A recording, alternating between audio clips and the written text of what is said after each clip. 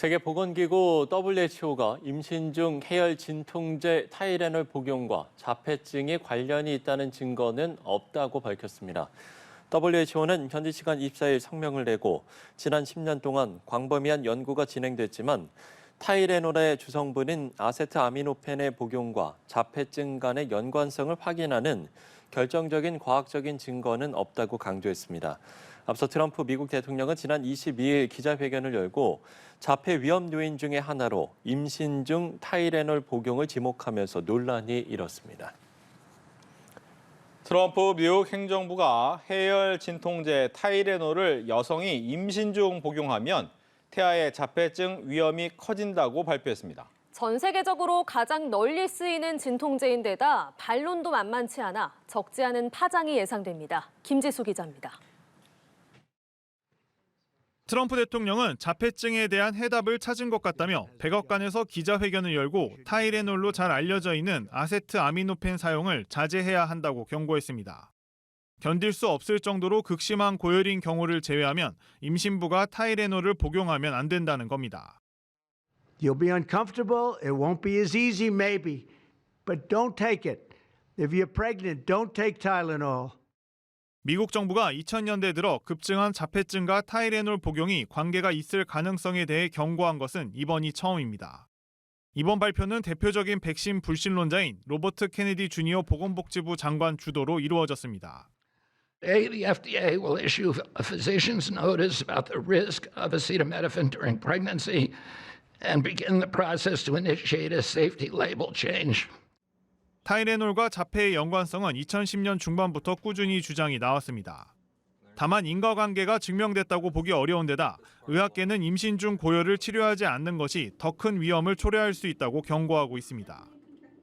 We have overwhelming information from many years of data that suggests the safety and efficacy of acetaminophen for treatments during pregnancy. 제조사 캔뷰 측은 과학은 아세트아미노펜이 자폐를 유발하지 않는다는 점을 분명히 보여준다며 이번 발표가 임신부에게 미칠 건강 위험을 깊이 우려한다고 밝혔습니다. 연합뉴스TV 김지수입니다. 네, 전해드린 것처럼 트럼프 미국 대통령이 임신부의 타이레놀 복용은 태아의 자폐증 위험을 높일 수 있다며 임신 중에는 타이레놀 사용을 제한하라고 권고했는데요. 하지만 반론도 만만치 않아서 이번 조치를 두고 논란이 예상되고 있습니다. 관련 내용 전문가를 연결해서 자세히 알아보겠습니다. 김경우 인제대 백병원 가정의학과 교수님 나와 계십니까? 네, 안녕하세요. 네, 지금 갑작스럽게 타이레놀이 화제가 됐는데 우선 저희가 일상생활에서 많이 먹는 약이잖아요. 어떤 성분의 약이고 어떤 효과가 있는지 쉽게 한번 설명을 해주실까요? 네, 이 약은 1955년도에 출시되었는데요. 70년 동안 의사 처방 없어도 쉽게 구매하실 수 있는 비교적 안전한 약이고 타이레놀의 성분명은 아세트아미노펜이 되겠고 여러 제약사에서 타이레놀 말고도 다양한 이름으로 다양한 용량과 제제들로 만들어지고 있는데요. 예. 열이 나거나 이제 통증 증상이 있을 때 물론 이제 원인 질환을 치료하는 약은 아니지만 이러한 증상을 완화시켜주는 효과가 있고 또 비교적 큰 부작용 없이 드실 수 있는 약입니다. 네, 알겠습니다. 트럼프 대통령이 이제 기자회견을 통해서 이 타이레놀을 먹으면 임신부가 자폐증을 유발할 수 있다라고 밝혔는데요. 지금 설명하신 것처럼 아세트아미노펜 성분이 이 임신부의 자폐아 출산 위험을 높인다는 논리인데 좀 어떤 근거로 이런 주장을 했는지 설명해 주실까요? 네, 그동안 위험성에 대해서는 엇갈리는 연구들이 많았는데요. 예. 최근 이런 비슷한 연구들을 모아서 분석한 어떤 리뷰 논문에서는 47개 연구 중에서 27개는 위험성이 관련이 있고 또 9개는 관련이 없고 또 4개 연구는 오히려 보호 효과가 있다 이렇게 보고도 했지만 대상으로 분석한 연구들의 양질의 논문들은 아니고 연관성은 있을 수 있지만 인과관계를 밝힌 연구들은 아니라는 한계가 있겠는데요. 예.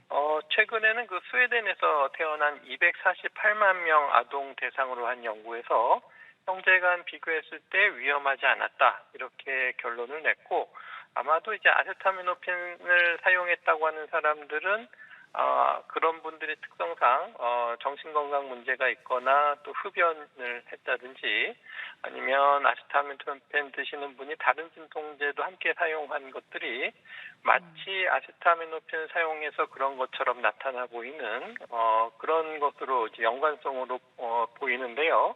예. 트럼프 미 대통령은 마치 이제 인과관계가 있는 것처럼 과장해서 발표했다고 할 수 있겠습니다. 네, 알겠습니다. 지금 설명도 아세트아미노펜 단일 성분으로는 좀 그런 영향이 있기는 어렵다라고 말씀을 하신 것 같은데 그 트럼프 대통령 논리대로라면 아세트아미노펜 성분이 있으면 무조건 자폐증 위험을 높일 수 있다 이렇게 해석할 수도 있는 거 아닌가요? 네, 그 인과관계 아세트아미노펜이 마치 자폐증을 일으킨 원인인 것처럼 과장해서 이제 발표했다고 할 수가 있겠는데요. 예. 이제 거기에 따라서 미국 FDA에서는 아직 인과성이 발표된 것은 아니지만 계속 연구 중이기 때문에 사전 주의 차원에서 꼭 필요한 경우에 사용할 수 있도록 안전하지만 또 너무 과도하게 장기간 사용하는 것은 주의가 필요하다. 이제 그런 권고가 함께 나왔다고 할 수 있겠습니다.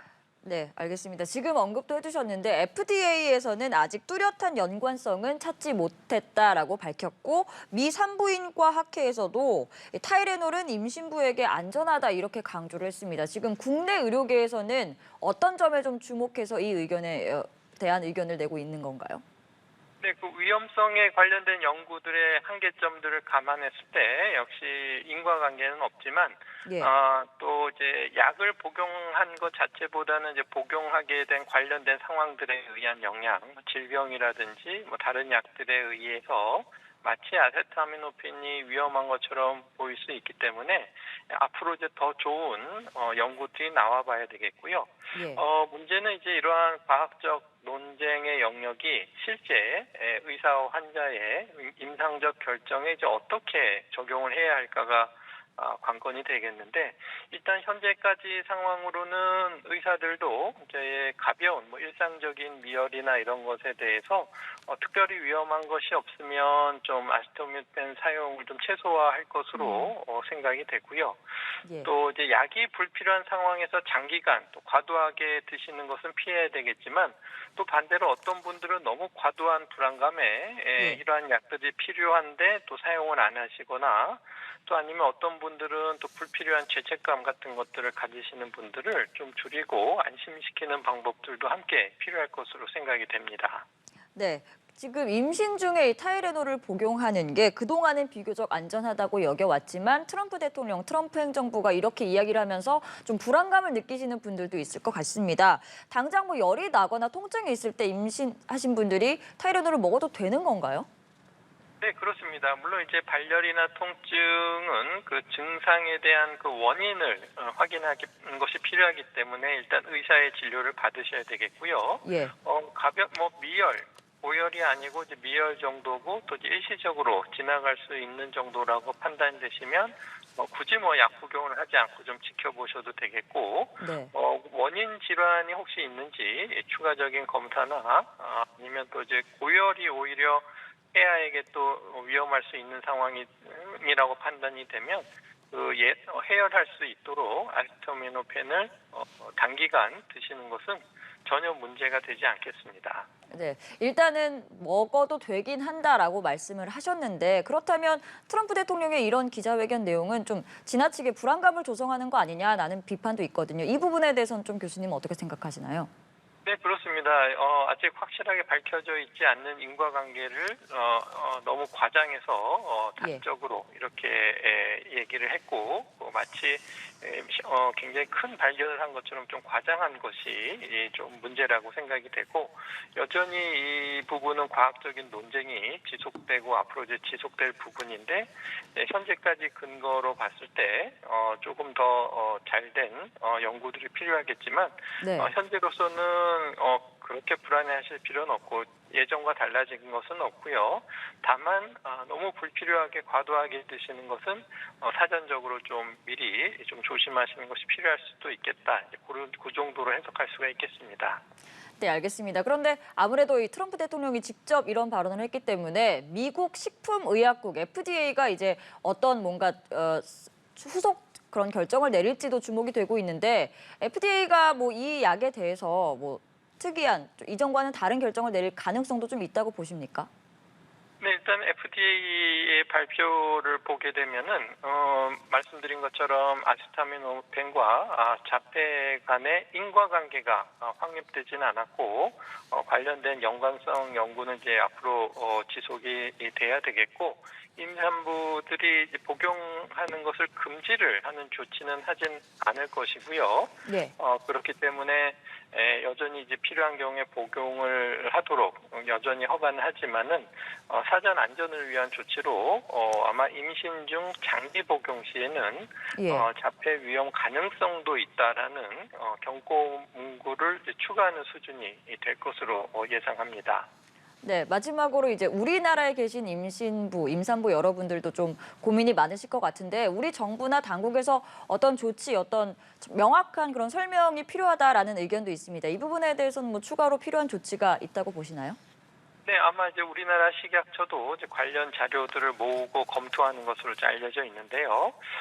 미국 FDA와 유사한 권고 수준으로 할 것으로 예상이 되겠고요. 예. 물론 이제 과도하게 장기간 복용하는 것은 피하자 이제 그렇게 되겠고, 이제 의사들도 환자분들에게 이제 과도한 불안감을 줄여주고 또 필요할 때는 사용하시도록 하고, 하지만 또 반대로는 또 과도하게 복용하시는 분들은 좀 줄이도록 하고 또 태아에게 해가 될 수 있는 이러한 약물 복용 같은 것도 함께 교육이 필요하겠고 그 밖에도 이제 태아의 건강을 위해서 좀 더 많은 정보들을 예. 임산부들과 나누고 또 의심이 될 땐 또 적극적으로 진료를 받고 치료를 받고 또 이제 태아에게 위험할 수 있는 질병 가능성에 대해서는 조기 검사나 또 정기 검사를 통해서 보다 이제 안전한 분만을 할 수 있도록 하는 노력들이 필요할 것으로 생각이 됩니다. 알겠습니다. 오늘 말씀은 여기까지 들어보겠습니다. 김경우 인제대 백병원 가정의학과 교수와 함께했습니다. 고맙습니다. 네, 감사합니다.